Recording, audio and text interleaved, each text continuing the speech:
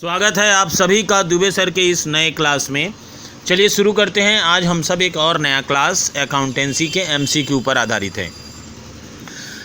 पहला प्रश्न है आपका, goodwill is an intangible assets, a fictitious asset, both A and B, none of these. तो आप इसका उत्तर देंगे एन इंटेंजिबल एसेट। नेक्स्ट है, goodwill is valued at the time of change in profit sharing ratio, at the time of admission of a partner, at the time of retirement or death of a partner, all of the above। तो आप इसका उत्तर देंगे D, all of the above। Which of the following factors decrease the value of goodwill? Favorable location, favorable contracts, customer satisfaction, continuously incurring losses। तो आप इसका उत्तर देंगे D, continuous incurring losses। Next है, Which of the following is not a method of valuing goodwill? Average profit method, super profit method, capitalization method और discounted cash flow method। तो आप उत्तर देंगे D, discounted cash flow method।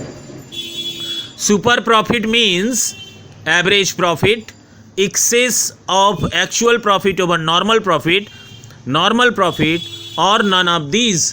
तो आप इसका उत्तर देंगे excess of actual profit over normal profit।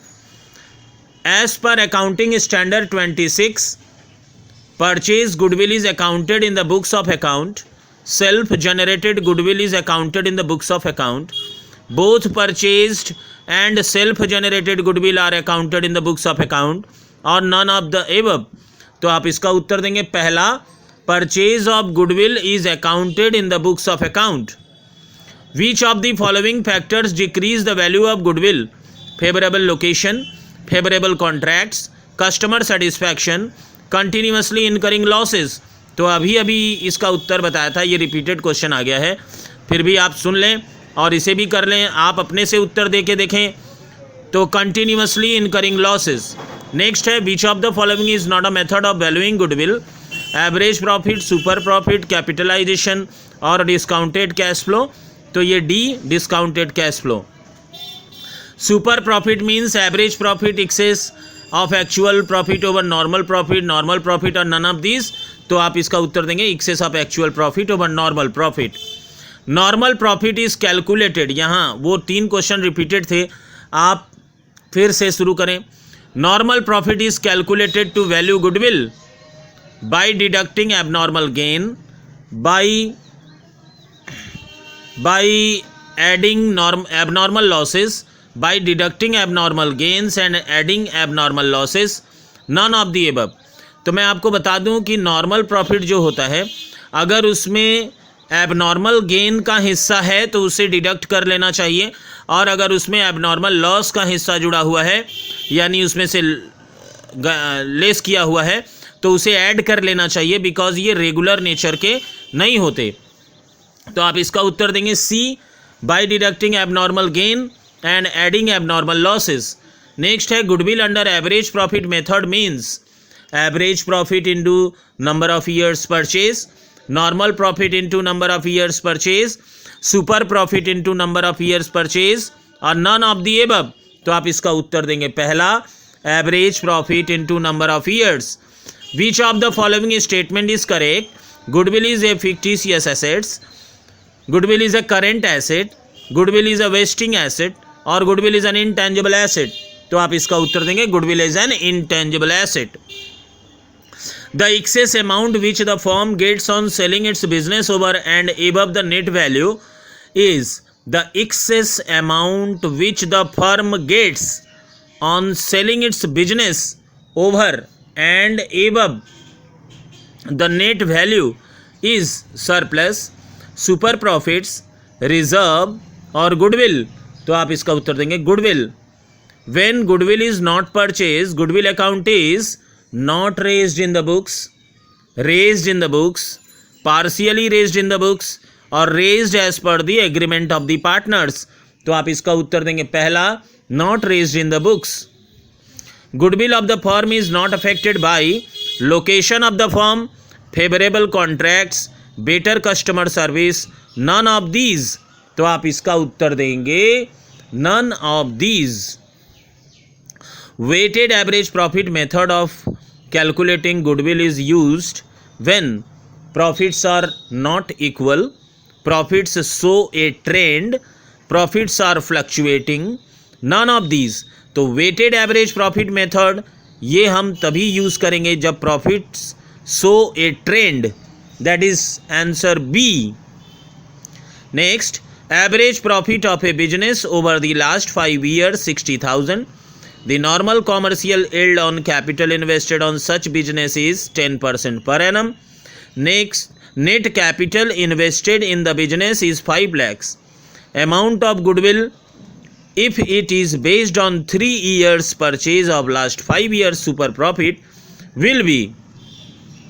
तो प्यारे बच्चों, मैं कहूँगा कि आप एक बार वीडियो को रोक दीजिए, आप इस प्रश्न का उत्तर खुद से दे लीजिए, फिर उसके बाद वीडियो चालू करिए और मेरा उत्तर सुनिए, तब आपका प्रैक्टिस भी हो जाएगा और आप इससे कितना जानते हैं वो भी पता चल जाएगा। तो चलिए, इसका उत्तर होगा 30,000। Under capitalization of super profit method the formula for calculating goodwill is super profit multiplied by the rate of return, average profit multiplied by the rate of return, super profit divided by the rate of return, average profit divided by the rate of return. तो यहाँ पे उत्तर होगा C, super profit divided by the rate of return. Next प्रश्न है, net assets of a firm including fictitious assets of 5,000 are 85,000, liabilities of the firm are 30,000, normal rate of return is 10% and the average profit of the firm is 8,000. Calculate goodwill as per capitalization of super profit। मैं फिर से कहूँगा, आप video एक बार रोक दीजिए, फिर उसके बाद आप खुद से इसका उत्तर दे लीजिए, फिर उसके बाद आप मेरा उत्तर भी सुनिए। तो इसका उत्तर होगा 30,000। Next, for purchase of net assets of 2,50,000, purchase consideration is satisfied by issue of equity share 1 lakh and by cash 1 lakh. The difference 50,000 is treated as goodwill, capital reserve, capital redemption reserve, securities premium reserve। तो आप इसका उत्तर देंगे capital reserve। A firm earns 1,10,000, the normal rate of return is 10%. Asset of the firm amounted to 11 lakhs and liabilities 1 lakh. Value of goodwill be by capitalization of average profit will be capitalization of average profit। आप याद रखें मैं क्या पूछ रहा हूँ, capitalization of average profit will be. तो आप फिर से एक बार वीडियो इसकी रोक दें और फिर उसके बाद इसका उत्तर खुद से दें, फिर उत्तर सुने। प्यारे बच्चों, इसका उत्तर होगा 1 लाख। तो अब मैं आपको बता दूं कि ये जो मेरा प्रयास चल रहा है, इस प्रयास से आप भरपूर लाभ लीजिए। अपने कमेंट ज़रूर दीजिए ताकि वीडियो बनाने का आनंद बढ़े, और अगर आप ऐसा नहीं करते हैं तो हो सकता है कि मैं डीमोटिवेटेड होकर आपका वीडियो बंद कर दूंगा, नहीं बना पाऊंगा और भी बहुत सारे बच्चों का लाभ बंद हो जाएगा। साथ ही साथ लाइक ज़रूर कर दें, चैनल सब्सक्राइब नहीं किया है तो उसे कर लें, बेल आइकन बजा के दबा दें ताकि आपको हर वीडियो का नोटिफिकेशन मिलता रहे। चलिए मिलते हैं एक और नए क्लास में, तब तक के लिए धन्यवाद। Best of luck to all of you for the examination. Thank you.